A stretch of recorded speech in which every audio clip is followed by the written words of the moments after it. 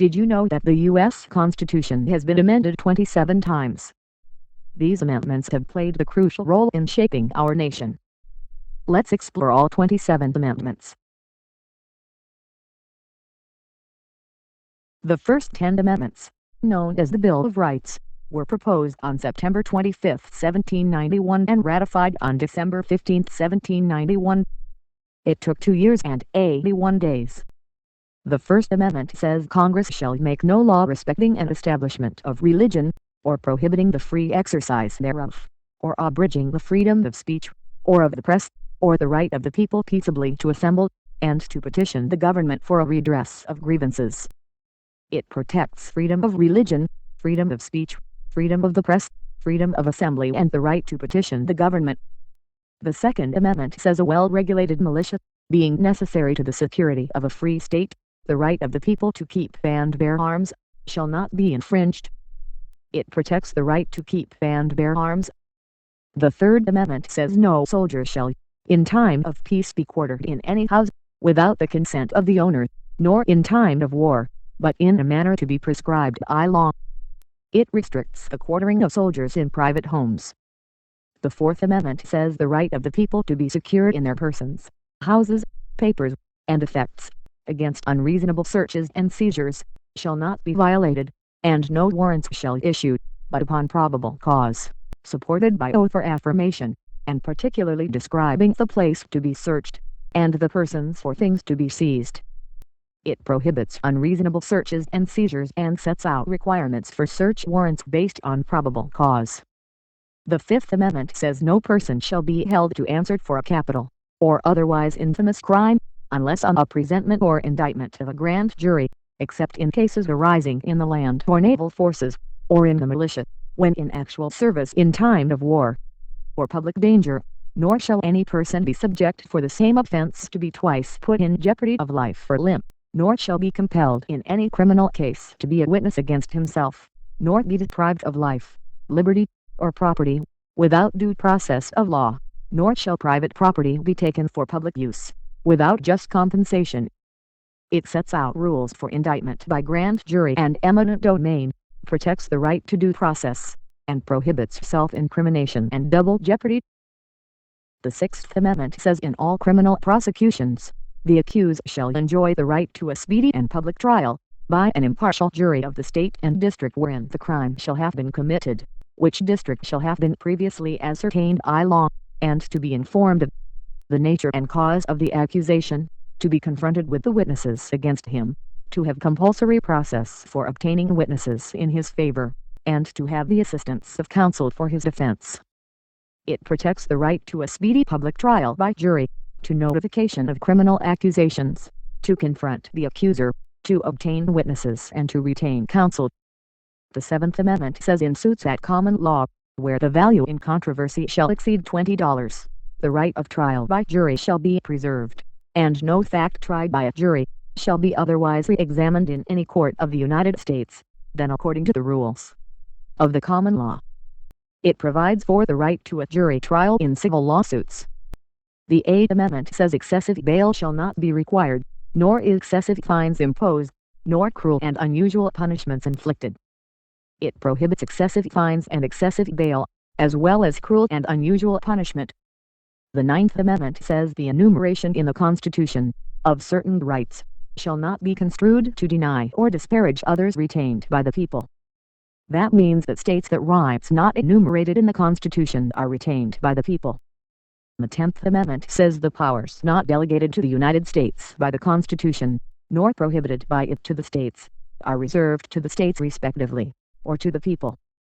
That means that states that the federal government possesses only those powers delegated, or enumerated, to it through the Constitution, and that all other powers are reserved to the states, or to the people. The 11th Amendment was added on March 4, 1794 and ratified on February 7, 1795. It took 340 days. It makes states immune from suits from out-of-state citizens and foreigners not living within the state borders, lays the foundation for state sovereign immunity, stating that the judicial power of the United States shall not be construed to extend to any suit in law or equity, commenced or prosecuted against one of the United States by citizens of another state, or by citizens or subjects of any foreign state. The 12th Amendment was added on December 9, 1803 and ratified on June 15, 1804. It took 189 days. It states that the electors shall meet in their respective states and vote by ballot for president and vice president, one of whom, at least, shall not be an inhabitant of the same state with themselves. They shall name in their ballots the person voted for as president, and in distinct ballots the person voted for as vice president, and they shall make distinct lists of all persons voted for as president, and of all persons voted for as vice president, and of the number of votes for each, which lists they shall sign and certify, and transmit sealed to the seat of the government of the United States, directed to the President of the Senate. Revising presidential election procedures by having the president and vice president elected together as opposed to the vice president being the runner-up in the presidential election. The 13th Amendment was added on January 31, 1865 and ratified on December 6, 1865. It took 309 days. It states that neither slavery nor involuntary servitude, except as a punishment for crime whereat the party shall have been duly convicted, shall exist within the United States, or any place subject to their jurisdiction. Abolishing slavery and involuntary servitude, except as punishment for a crime. The 14th Amendment was added on June 13, 1866 and ratified on July 9, 1868. It took 2 years and 26 days. It states that all persons born or naturalized in the United States, and subject to the jurisdiction thereof, are citizens of the United States and of the state wherein they reside.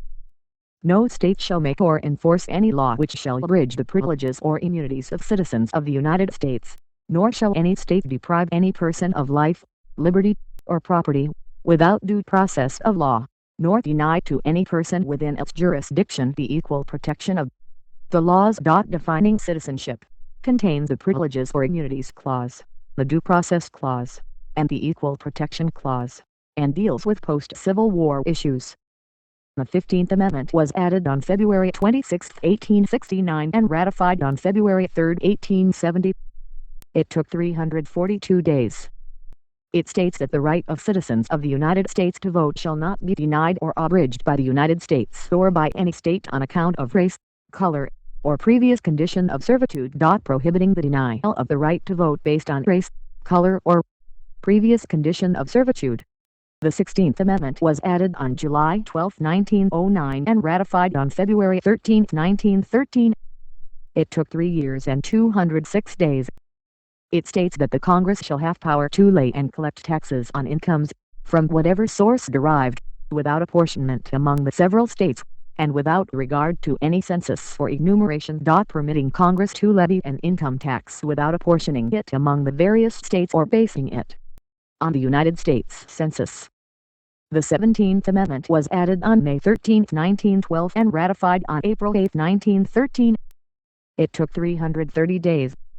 It states that the Senate of the United States shall be composed of 2 senators from each state, elected by the people thereof, for 6 years, and each senator shall have 1 vote. The electors in each state shall have the qualifications requisite for electors of the most numerous branch of the state legislatures. Establishing the direct election of United States senators by popular vote. The 18th Amendment was added on December 18, 1917 and ratified on January 16, 1919. It took 1 year and 29 days.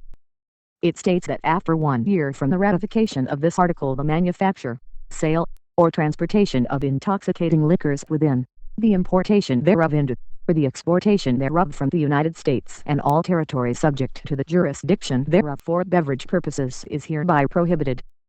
It prohibits the manufacturing or sale of alcohol within the United States. The 19th Amendment was added on June 4, 1919 and ratified on August 18, 1920. It took 1 year and 75 days. It states that the right of citizens of the United States to vote shall not be denied or abridged by the United States or by any state on account of sex. It prohibits the denial of the right to vote based on sex and granted women the right to vote. The 20th Amendment was added on March 2, 1932 and ratified on January 23, 1933. It took 327 days. It states that the terms of the President and the Vice President shall end at noon on the 20th day of January, and the terms of senators and representatives at noon on the 3D day of January, of the years in which such terms would have ended if this article had not been ratified, and the terms of their successors shall then begin. This changes the dates on which the terms of the President and Vice President, and of members of Congress, begin and end, to January 20th and January 3rd respectively. States that if the President-elect dies before taking office, the Vice President-elect is to be inaugurated as President. The 21st Amendment was added on February 20, 1933 and ratified on December 5, 1933. It took 288 days. It states that the 18th article of amendment to the Constitution of the United States is hereby repealed. This 21st Amendment repeals the 18th Amendment and makes it a federal offense to transport or import intoxicating liquors into U.S. states and territories where such is prohibited by law, according to the statement the transportation or importation into any state, territory, or possession of the United States for delivery or use therein of intoxicating liquors, in violation of the laws thereof, is hereby prohibited. The 22nd Amendment was added on March 21, 1947 and ratified on February 27, 1951. It took 3 years and 343 days. It states that no person shall be elected to the office of the President more than twice, and no person who has held the office of President, or acted as President, for more than 2 years of a term to which some other person was elected President shall be elected to the office of the President more than once. But this article shall not apply to any person holding the office of President when this article was proposed by the Congress, and shall not prevent any person who may be holding the office of President, or acting as President, during the term within which this article becomes operative from holding the office of President or acting as President during the remainder of such term. Limiting the number of times a person can be elected President. The 23rd Amendment was added on June 16, 1960 and ratified on March 29, 1961. It took 286 days. It states that the district constituting the seat of government of the United States shall appoint in such manner as Congress may direct the number of electors of President and Vice President equal to the whole number of senators and representatives in Congress to which the district would be entitled. If it were a state, but in no event more than the least populous state, they shall be in addition to those appointed by the states, but they shall be considered, for the purposes of the election of President and Vice President, to be electors appointed by a state, and they shall meet in the district and perform such duties as provided by the 12th article of amendment. Granting the District of Columbia electors in the Electoral College. The 24th Amendment was added on September 14, 1962 and ratified on January 23, 1964. It took 1 year and 131 days. It states that the right of citizens of the United States to vote in any primary or other election for President or Vice President, for electors for President or Vice President, or for Senator or Representative in Congress, shall not be denied or abridged by the United States or any state by reason of failure to pay poll tax or other tax. Prohibiting the revocation of voting rights due to the non-payment of a poll tax or any other tax.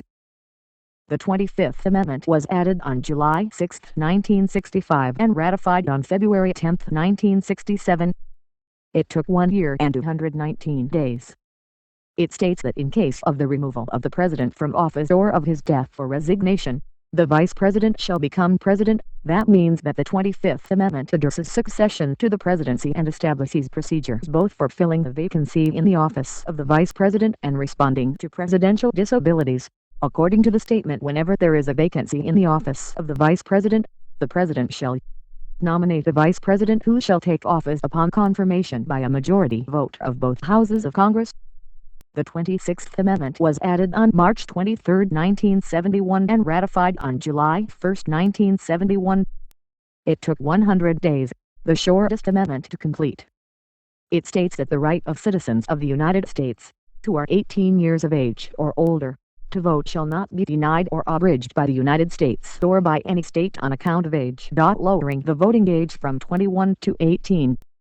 The 27th Amendment was added on September 25, 1789 and ratified on May 7, 1992. It took 202 years and 223 days, the longest amendment to complete. It states that no law, varying the compensation for the services of the senators and representatives, shall take effect until an election of representatives shall have intervened. Delaying laws affecting congressional salary from taking effect until after the next election of representatives. These amendments have shaped our nation's history and continue to protect the rights and freedoms of all Americans. So, next time you see the full list of amendments, remember their significance of all 27 amendments.